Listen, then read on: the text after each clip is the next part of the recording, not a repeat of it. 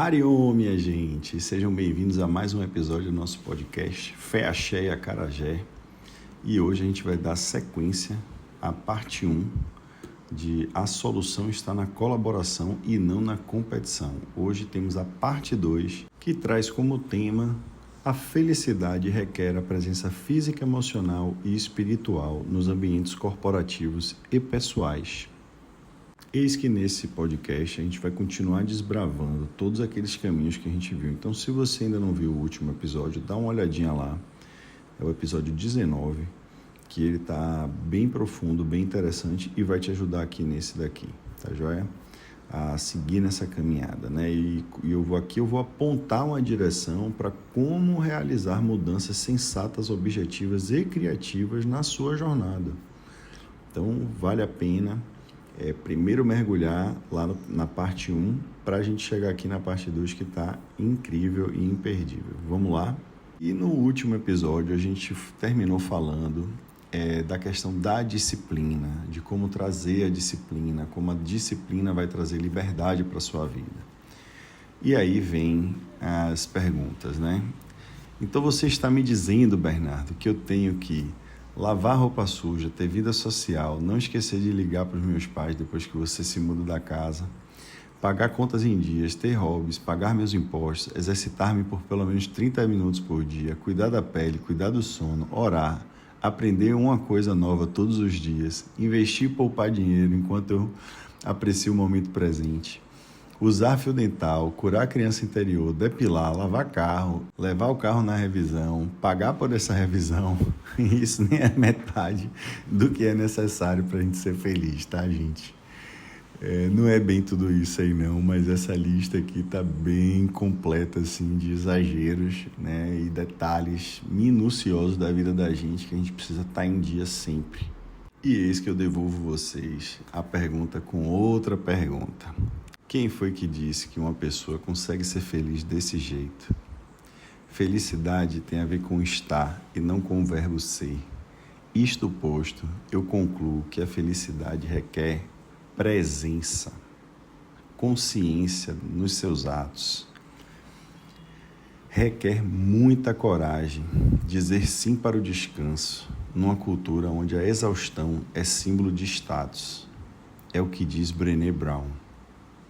E é muito importante você perceber que você não pode colocar o chapéu aonde a sua mão não alcança. O que meus mestres mais me ensinam é a me perceber melhor em relação ao mundo. É essa a educação que eu tanto falo. É isso que precisa estar presente nos ambientes de aprendizados e de ensinos. Porque a divindade, gente, está em cada ser humano. Cada um deles está bem aqui dentro de nós. A espiritualidade ensina a não acreditarmos em uma só divindade, mas para entender a divindade, aquela divindade que está em cada um de nós. É preciso ir um pouco além da matéria, né? O conhecimento junto à consciência da divindade, da qual vos falo acima, me proporcionou a possibilidade de não ver apenas pessoas, porque pessoas são maia, a ilusão, pois a sabedoria me permitiu ver almas. E depois é que eu vou ver as pessoas, como elas são, o que elas estão fazendo. Isso aí também é assunto de podcast passado, então a gente vai pular essa etapa toda, mas é isso aí. Então, o William Drummond diz o seguinte: aquele que não quer raciocinar é um tolo. Aquele que não pode raciocinar é um intolerante. E aquele que não se atreve a raciocinar, esse é um escravo. Faz sentido para vocês? Então, o processo de encontrar a felicidade dentro do seu ser pode ser difícil e lento, mas ele não está em nenhum outro lugar. Na minha busca, eu, no fundo, não estava ficando feliz com o resultado que eu estava alcançando. Porque com tanta dor e sem alívio, nada fica bem.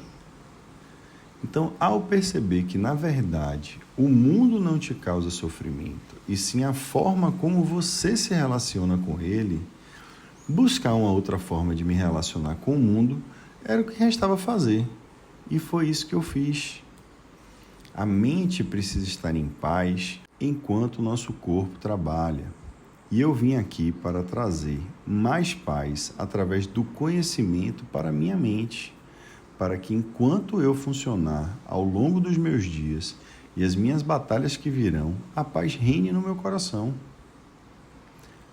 E outra coisa, a preguiça destrói a ambição, a raiva destrói sabedoria, medo destrói sonho, ego destrói o crescimento, ciúme destrói paz, dúvida destrói confiança, tá? E leia de trás para frente.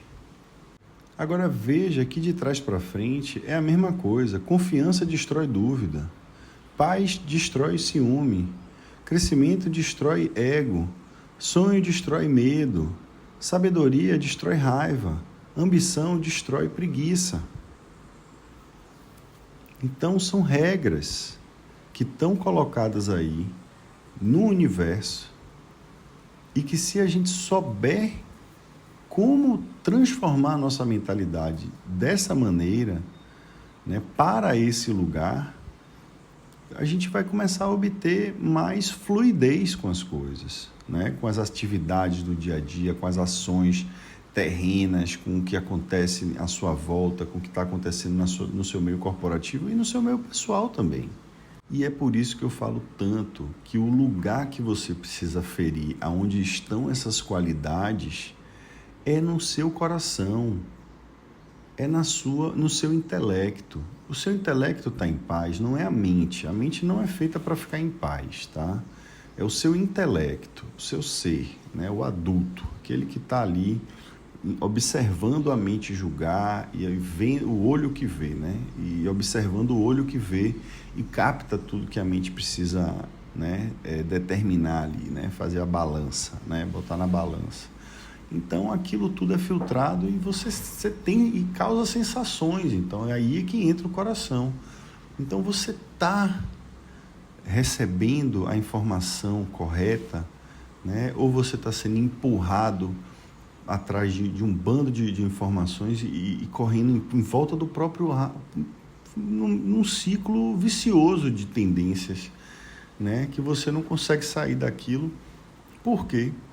Porque você não está construindo a sua confiança, você não está investindo na sua paz, você não gera, contudo, crescimento e você evita a sabedoria que poderia estar combinada com a sua ambição, desenvolvendo maiores virtudes do que raiva e preguiça, né? Do que essas sensações horrorosas que a gente, né? Que um dia a gente plantou um vento e a gente colheu essa tempestade. Você colhe o que você planta, não tem para onde correr. Mas vamos seguir. Então, você pode ir no ginásio, beber sua água, tomar vitaminas, mas se você não lidar com toda a zoeira, bagunça, quiprocó, o apelido é que você escolhe, né? Que está acontecendo no seu coração e na sua cabeça, você ainda será insalubre, tá? Então, vamos parar e dominar essas questões. Vamos para a segunda questão aqui. Que ideia é essa de que, se uma pessoa movida pela racionalidade começar a implementar seus projetos, iniciando-os pela criatividade e depois racionalizar isso, a coisa dá certo? Pois é. Pois veja só que coisa, né? Aplique a ação contrária. Ao invés de você seguir pela razão, vá pela criatividade. Coloque no papel tudo que você sonha. E a partir daí, comece a racionalizar. Se você tiver medo de colocar no papel, né, o que vai acontecer? Então, isso que eu estou trazendo para vocês é o que tem se visto muito no mundo atualmente, né? Que eu quero trazer para vocês é que, em termos de soluções, as empresas e as pessoas da área de soluções, elas têm dado mais atenção a soluções de engenharia técnica. Nada contra engenharia, tá, gente? Eu sou engenheiro, por acaso. Mas ela não é ciência exata e não resolve tudo. O engenheiro, ele é ótimo em solucionar questões e problemas. Isso todo mundo sabe. Ou também como são conhecidas, são as soluções newtonianas, né? Você chama esse termo de soluções newtonianas. Só que essas soluções não são nem um pouco párias para as soluções psicológicas. Veja um exemplo de investimentos que são feitos para solucionar questões como a duração de uma viagem de trem, embarcações ou avião. Elas normalmente custam fortunas de bilhões que eu estou falando, tá? E para quê? Para reduzir no máximo 40 minutos e às vezes nem chega a tudo isso. Porém, se você pegar e colocar Wi-Fi de 5G ou uma internet de ultra velocidade, o custo desse investimento cai de 1 a 10%, assim, de imediato, comparado a você realizar mudanças de estruturação física.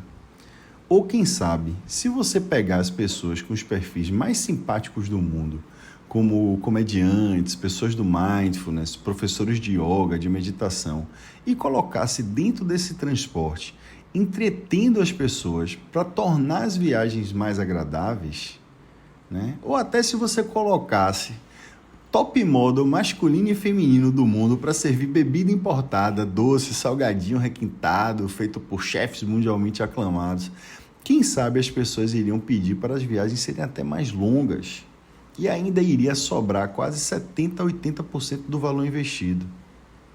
Perceba, repare. Que curioso, né? Pois é, isso está acontecendo agora, no mundo em 2024. E a gente ainda não acordou para isso. Então, o que ocorre é um desequilíbrio, né? Uma assimetria na forma que nós tratamos ideias psicológicas motivadas por criatividade e emoções versus a forma como tratamos ideias racionais motivadas por planilhas numéricas. Esse paradigma faz com que as pessoas criativas tenham que passar suas ideias por pessoas racionais com planilhas. Você precisa ter um custo-benefício dessas análises, estudo de viabilidade com resultados de retorno de investimento e que não está errado do meu ponto de vista, mas isso não se aplica ao contrário da ação. Você não pega as ideias que são aprovadas por estudo de viabilidade e análises de custo-benefício para passar pela parte psicológica da história. Veja só que coisa, né? Então, o que eu tenho para dizer a vocês sobre tudo isso é isso, tá? Por enquanto. Mas podem mandar perguntas. Se não ficou claro alguma coisa, vocês me falam, tá, gente? Terceiro ponto. Sou viciado em dar paz para os outros. E aí fica parecendo que eu não tô nem aí para ninguém. Quando uma pessoa, em um relacionamento ou no ambiente familiar, precisa de ajuda e a pessoa não liga e não pede ajuda do companheiro, isso enfraquece a relação. Um amigo meu outro dia me ligou pedindo para a gente sair e bater papo. E ele me confessou uma dificuldade que ele estava tendo na sua vida. E ele me pediu desculpas por estar me incomodando com aquele assunto. E eu disse a ele, se você não me incomodasse, eu ia ficar muito chateado com você. Da mesma forma que eu detesto quando a pessoa vem com um problema para conversar comigo e no fundo ela está pedindo ajuda e quer me vender como se fosse uma solução. Então, são linhas tênues, né? Então, a questão toda é você estar atento de quando pedir ajuda. Peça ajuda quando você precisa de ajuda e não porque você tem uma ideia, teve uma ideia e aí você não está conseguindo que aquela ideia saia do papel e aí você chega para uma pessoa próxima e diz assim, tá faltando você aqui porque você é isso, você é aquilo. Cara, não vende isso como se fosse uma solução. Na verdade, você está empacado e você precisa, né, de apoio. É isso que você tem que fazer, você tem que pedir ajuda. E não chegar para o outro e dizer assim, nada, minha vida está ao máximo aqui, só você entrar na minha vida que você vai sentir que minha vida está maravilhosa. Eu vejo isso muito, tá? Tem gente aí vendendo solução para problema que não existe, né? Ou então a pessoa se meteu numa enrascada, está lá todo enrolado, já perdeu tanto tempo com aquela ideia, a ideia que ele não amadureceu, né, que está cheia de objetividade em termos de retorno, de custo-benefício, mas que psicologicamente não fazem bem a ele. Faz sentido para você? Então é isso. né? Então, a outra coisa que eu queria trazer era, gente, quando alguém nega essa possibilidade de se melar na mesma lama que ela está enfiada, isso nos faz menos humanos. Quem nunca esteve numa situação difícil e foi tirado de lá? Impossível não melecar todo mundo na saída, né? Só não arranque de mim a oportunidade, a alegria e a honra de me sentar na lama ao seu lado. É lá, gente, que nasce a flor de lótus, tá? É lá que a lótus brota. Então, quem não sabe se virar na lama, viraria movediça. Só faz afundar as coisas, tá certo? Então, o que eu quero pontuar disso aí é, cara, avisa que você está numa situação difícil, que você precisa de ajuda. É melhor do que você estar empurrando nas outras pessoas que você é a pessoa da solução, e enquanto que, na verdade, você está todo cagado, tá certo? Então, vamos perceber o seguinte: você nunca vai ser completamente responsável por estragar uma relação que surgiu na sua vida. Se essa relação tiver que vir para ficar na sua vida, essa relação vai ser duradoura. Se você estragou essa relação, era para ter sido assim. Porque acima do poder psicológico existe um poder espiritual, assim dizendo, vibrando numa frequência mais alta. E se você ainda não entende disso tudo, sobre seu comportamento de autossabotagem nas relações que levam a você a estragar e melecar tudo, então comece a entender que aquilo era para acontecer daquela forma. Nesse longa-metragem da sua vida, você é incapaz de arruinar uma relação que veio para ficar na sua vida. Confie nisso. A vida é lila, uma grande brincadeira cósmica. Você veio para cá para ter disciplina e obter liberdade, mas não se esqueça de se divertir um pouco no caminho, ou a viagem será mais chata e longa. E isso não tem a ver com o tempo físico, beleza? Desejo muita paz para vocês. Esse é o final da nossa parte 2. Curte, compartilha, tá joia? E me dá um feedback aí, tá? Manda lá no direct no Instagram ou escreve aí na página do Spotify. E tamo junto. E espero vocês no próximo. Beleza? Valeu, Harion, minha gente.